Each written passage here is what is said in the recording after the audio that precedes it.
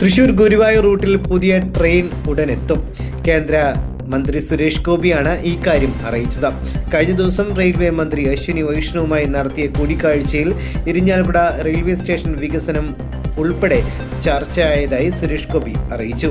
ഇരിഞ്ഞാലക്കുട സ്റ്റേഷനിലെ നിർമ്മാണ പ്രവർത്തനങ്ങളുടെ നിലവിലെ ശോചനീയാവസ്ഥയും യാത്രക്കാരുടെ ബുദ്ധിമുട്ടുകളും റെയിൽവേ മന്ത്രിയോട് നേരിട്ട് അറിയിച്ചുവെന്ന്, സ്റ്റേഷനിലെ പ്ലാറ്റ്ഫോം വികസനം അതിവേഗം പൂർത്തിയാക്കുവാൻ അദ്ദേഹം ഉദ്യോഗസ്ഥർക്ക് കർശന നിർദ്ദേശം നൽകിയെന്നും മന്ത്രി പറഞ്ഞു.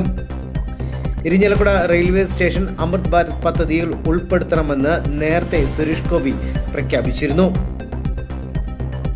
കൂടിക്കാഴ്ച സംബന്ധിച്ച് ഫേസ്ബുക്കിൽ സുരേഷ് ഗോപി പങ്കുവച്ച കുറിപ്പ് ഇങ്ങനെയായിരുന്നു: കേന്ദ്ര റെയിൽവേ മന്ത്രി ശ്രീ അശ്വിനി വൈഷ്ണവുമായി നടത്തിയ കൂടിക്കാഴ്ചയിൽ നമ്മുടെ റെയിൽവേ സ്റ്റേഷൻ വികസനവുമായി ബന്ധപ്പെട്ട നിർണായക വിഷയങ്ങൾ ചർച്ച ചെയ്തു. ചർച്ചയിലെ പ്രധാന തീരുമാനങ്ങൾ ഇതായിരുന്നു: ഇരിഞ്ഞാലക്കുട റെയിൽവേ സ്റ്റേഷൻ വികസനം, ഇരിഞ്ഞാലക്കുട സ്റ്റേഷനിലെ നിർമ്മാണ പ്രവർത്തനങ്ങളുടെ നിലവിലെ ശോചനീയാവസ്ഥയും യാത്രക്കാരുടെ ബുദ്ധിമുട്ടുകളും റെയിൽവേ മന്ത്രിയോട് നേരിട്ട് അറിയിച്ചു. സ്റ്റേഷനിലെ പ്ലാറ്റ്ഫോം വികസനം അതിവേഗം പൂർത്തിയാക്കുവാൻ അദ്ദേഹം ഉദ്യോഗസ്ഥർക്ക് കർശന നിർദ്ദേശം നൽകി. തൃശൂർ റെയിൽവേ സ്റ്റേഷനിലെ തിരക്ക് കുറയ്ക്കുവാനും തൃപ്രയാർ ശ്രീരാമസ്വാമി ക്ഷേത്രത്തിലേക്കുള്ള ഭക്തർക്ക് സുഗമമായി യാത്ര ഉറപ്പാക്കുവാനും ഇരിഞ്ഞാലക്കുട സ്റ്റേഷൻ വികസിപ്പിക്കുന്നത് ഉപകാരമാകും.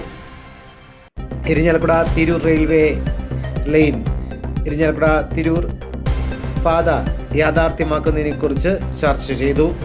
ഈ പദ്ധതിക്ക് റെയിൽവേ മന്ത്രാലയത്തിൻ്റെ അംഗീകാരമുണ്ടെങ്കിലും കേരള സർക്കാരിൻ്റെ ഭാഗത്തു നിന്നും ആവശ്യമായിട്ടുള്ള സഹകരണം ലഭിച്ചിട്ടില്ല എന്ന് റെയിൽവേ മന്ത്രി അറിയിച്ചു.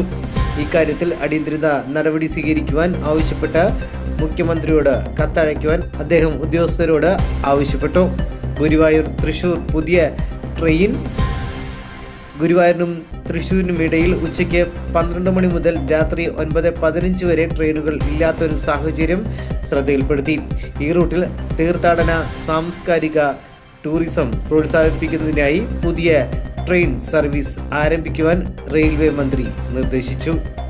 News desk Vinayak.